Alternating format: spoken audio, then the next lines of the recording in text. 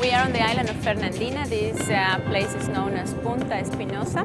Fernandina is the youngest island in Galapagos. We are seeing Galapagos marine iguanas, Galapagos sea lions.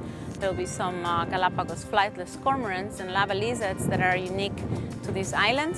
So we'll be seeing very large numbers of iguanas this morning. And the area we're walking this morning is an area that was uplifted by volcanic activity back in 1975 and now has been successfully colonized by some of the marine iguanas.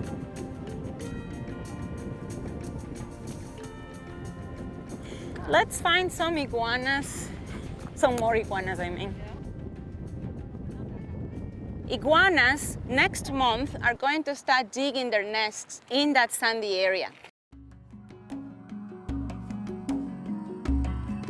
That's a territorial display, and he's trying to show off to these couple of females down here to convince them that he's better looking than the other guys, maybe. He lacked the colors though. No, he doesn't have as many colors. Versus the males that are in the back, which are also large and colorful. They will try to avoid confrontation, but if there is no way to avoid it, then they will use their snout and they will be facing each other and they will use their snouts to push like this.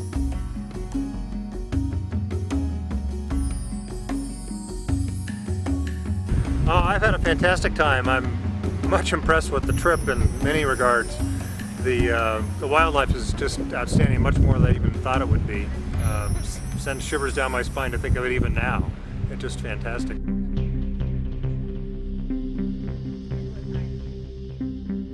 Females and male sea lions, they don't live as families. There's no such a thing as a family unit. You have a territorial male and many females in his territory, and the male will last in his territory maybe no more than 5 weeks, because during that time he doesn't eat. All he does is this, barking, barking, barking all day long. It's when the young males, like this guy, they want to take over a territory, to pretend they own a territory, to pretend that they have a harem, but this is not gonna work, okay? Not at least the way he wants. There is not going to be any chance for him to mate. There's a lava lizard.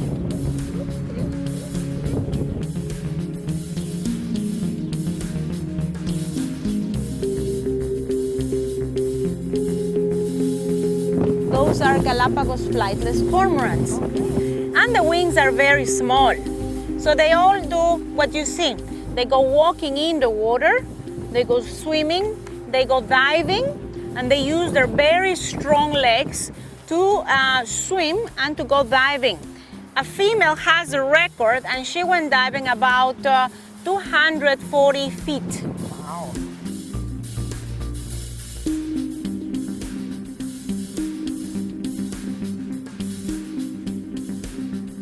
It's been amazing, really incredible in terms of the variety, and the naturalists have been really amazing. They know all of these things, and their eyes are so good that they can pick things up way far away. And you know, we just see a dot, and they can tell us all about who it is and what they're doing.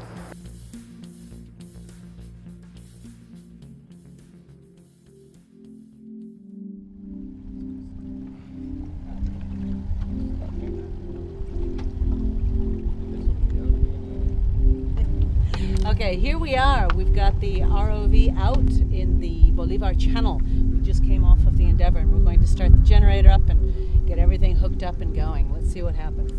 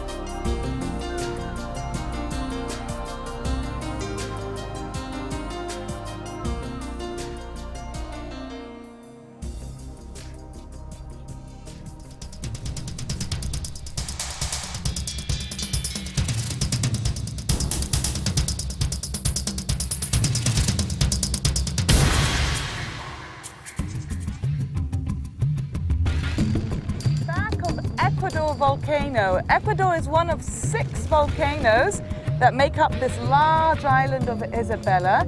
Isabella is so large that to itself it makes up over half the total surface area of the Galapagos, about 4,050 square kilometers. Spur seals and sea lions are not true seals. They are what are called eared seals or otarids or otaridae.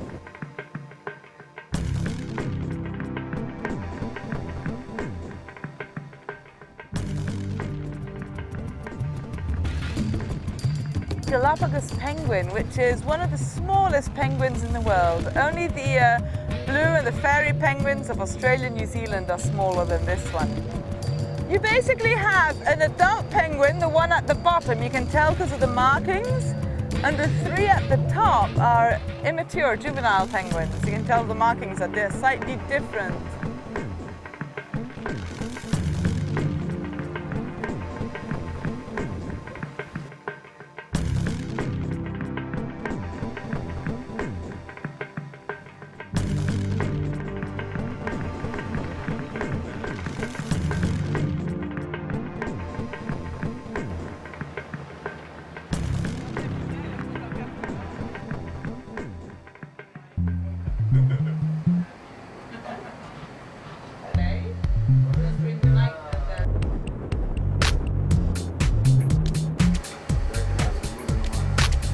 Ya le dije que no.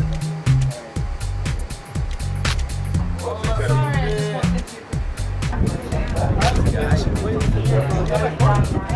volcanoes. Volcanoes.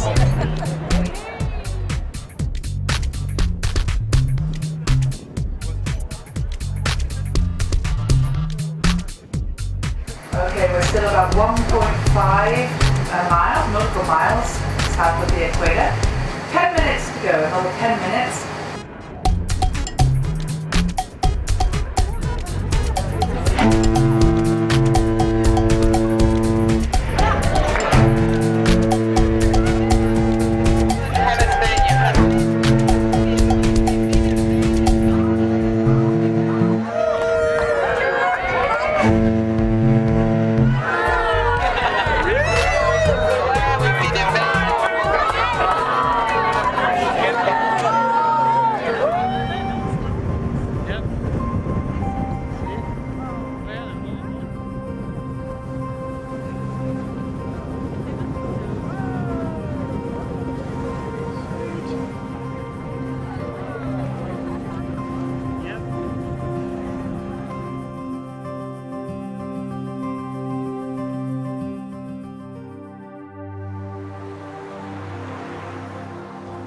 This morning we disembarked in Isabella. This is the largest island in the Galapagos. She looks like a seahorse and it has many different ecologies. But today we are very lucky to visit a place that was underwater throughout many years. In 1954, this place was uplifted and we were able to see this impressive geology. As we walk along, we'll be surprised by looking at these huge coral heads, and it's also a good place for land iguanas to dig their burrows. So today we're going to see land iguanas and hopefully we might be lucky to see giant tortoises.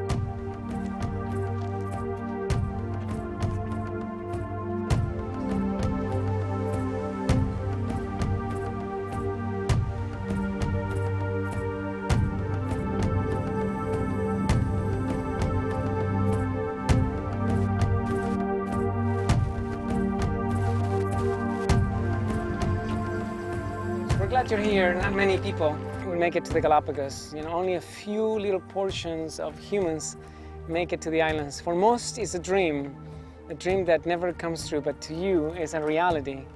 And we're glad you're here.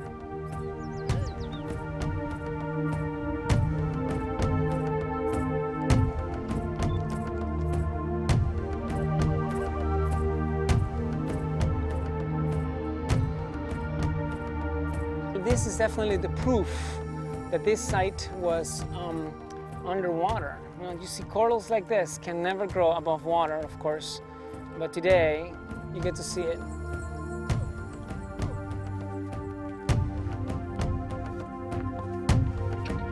And there it is. Galapagos, one of the reasons why we have chosen this trail, besides having this beautiful geology, is to search for a beautiful reptile just like this one, an iguana. But not too many reptiles that dig a burrow to live right in. Only a few ones in this world, and this is it.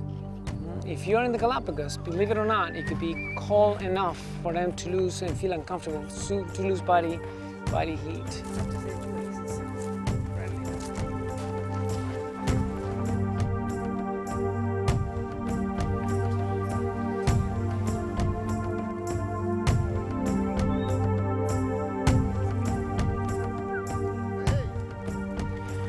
We're very lucky today that on this trail we also have the opportunity not just to see the land iguana, which is a highlight, but also a giant tortoise in its natural state.